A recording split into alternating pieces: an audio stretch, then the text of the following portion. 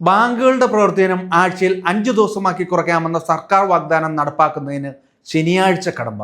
മാസത്തിലെ എല്ലാ ശനിയാഴ്ചകളിലും അവധി കൊടുത്താൽ വലിയ പ്രതിസന്ധി ഉണ്ടാകുമെന്നാണ് സർക്കാർ നിലപാട്. ഡിജിറ്റൽ ഇടപാടുകൾ കൂടുന്നുണ്ടെങ്കിലും നേരിട്ടുള്ള ഇടപാടുകൾക്കായി കൂടുതൽ പേരും ശാഖകളിലെത്തുന്നത് ശനിയാഴ്ചകളിലാണ്. നിക്ഷേപ സ്വീകരണ പരിപാടികൾ പലപ്പോഴും പ്ലാൻ ചെയ്യുന്നത് ഈ ദിവസങ്ങളിലാണ്. ഇതെല്ലാം കാരണം ശനിയാഴ്ചത്തെ അവധി പ്രായോഗികമല്ലെന്നാണ് സർക്കാരിന്റെ നിലപാട്. നെഗോഷ്യബിൾ ഇൻസ്ട്രുമെന്റ് ആക്ട് പ്രകാരം ശനിയാഴ്ചകളിൽ അവധി ദിനമായി പ്രഖ്യാപിക്കാനായി 2023 ഡിസംബറിൽ യൂണിയനും IBAയും ധാരണാപത്രത്തിൽ ഒപ്പുവച്ചിരുന്നു. ഈ നിർദ്ദേശത്തിന് റിസർവ് ബാങ്കിന്റെ പരിഗണനയ്ക്കായി വിട്ട് കാത്തിരിക്കുകയാണ് യൂണിയനുകൾ. പുതിയ നിയമനങ്ങൾ കുറഞ്ഞതോടെ ജോലിഭാരം കൂടിയെന്ന പരാതി ജീവനക്കാരിൽ നിന്ന് ഉയരുന്നുണ്ട്.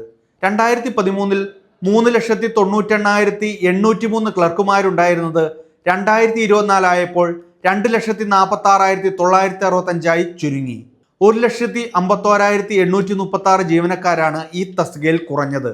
ബാങ്ക് ജീവനക്കാർ ജോലി സമയം കഴിഞ്ഞും ഓഫീസിലിരുന്ന് പണിയെടുക്കുന്നത് സ്ഥിരം കാഴ്ചയായി മാറിയിട്ടുണ്ട്.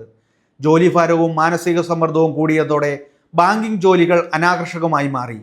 ഇതിനിടയിലാണ് ഒടുവിലത്തെ സമരപ്രഖ്യാപനവും സർക്കാർ വാഗ്ദാനവും.